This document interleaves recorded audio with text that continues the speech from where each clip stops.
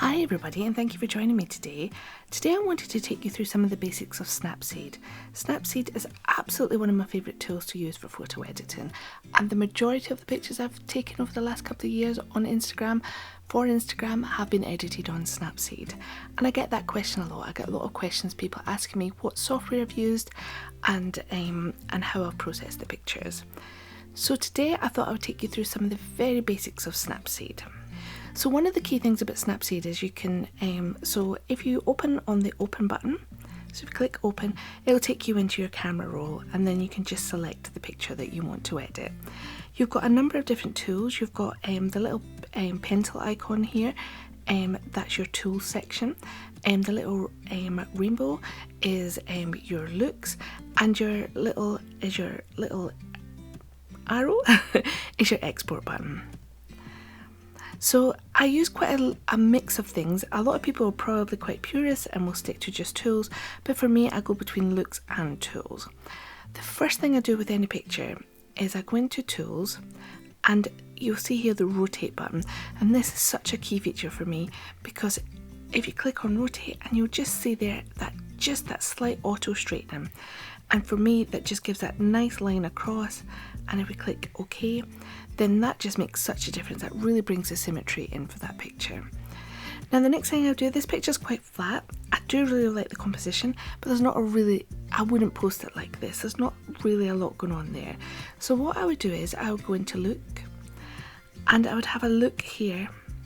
Oh, no pun intended. And I would start on fine art. So fine art just gives that really nice blank canvas for me to start to think, okay, so in terms of a black and white image, what is it that I'm seeing here? It's just stripped out of colour, and the thing that really catches my eye is this middle column and this light and shade as well. So actually I really kind of want to make more of that, and also I'm a bit disappointed in the sky. I really want to make those clouds really dramatic and really sort of like, make this look a really imposing picture. So I'm going to do that in a number of ways. So I've got fine art there, so I'm going to say yes.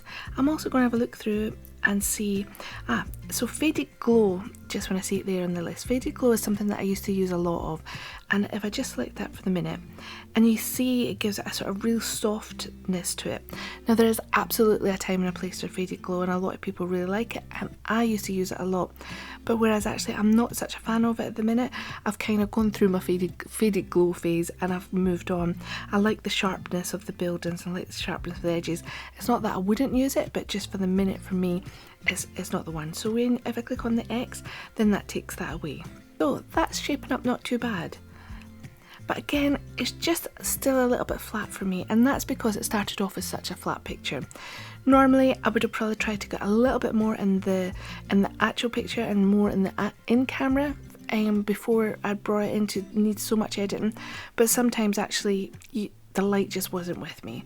So let's go into tools, and this might be the point where people want to look away if this offends, because this isn't something I would normally do, but for this it's absolutely the right thing to do.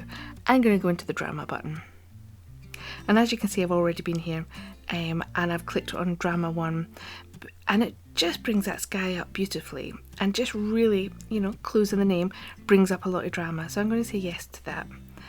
If we go back into drama for a minute, I can show you the other ones though.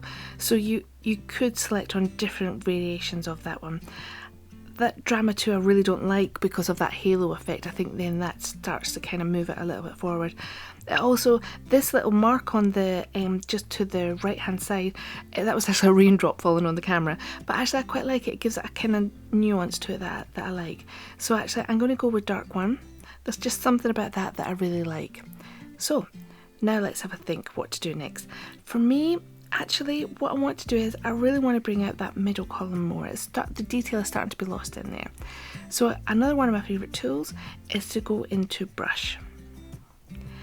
And then, as you can see here, it's in the dodge and burn.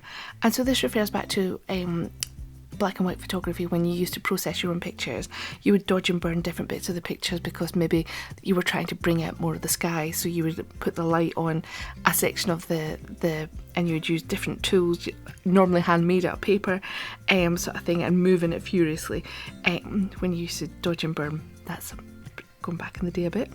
So for this one actually, so either this is +10 or you go -10. So -10 you'll be making it darker, and +10 you're lightening it up. So actually I'm just going to run my finger up and down this middle column, and you can see there that that's really just starting to make that come together a little bit more. And I'm just going to just go over the building itself just to lighten it a little bit, because actually I just want that sky to stand out even more. And again, this is all trial and error. It's all about building a style that works for you. And so I'm just showing you the tools. You don't need to follow my style in any shape or form. It's just more the tools available within Snapseed. So I'm happy with that. So I click on the tick box. Yep, I'm happy with this. And then I'm going to export. And I'm going to save a copy, and this is a really important step, because if you save a copy, it means then you can go back at any point and save that and work on that original. And whereas if you were to save, you would never be able to go back and edit that original one. Quickly to Instagram. You can see that was a picture I posted. It's doing not too bad. We've already had 706 likes, and we've got quite a lot of comments on there as well. So that's us for today. So hopefully that was helpful. I'd really love it if you let me know if this has been useful, if there's anything else you'd like me to cover, and I'll make some more of these videos. Next time I'll go into curves a bit more. That's another really good thing, and then also how you can save some of your presets as well so that you can reuse them again. So thank you very much for watching. I'd love it if you'd subscribe. That would be so helpful, because it would let me know if this is a useful channel, and if and as I said, let me know what sort of other content you would like to see. Thanks everybody.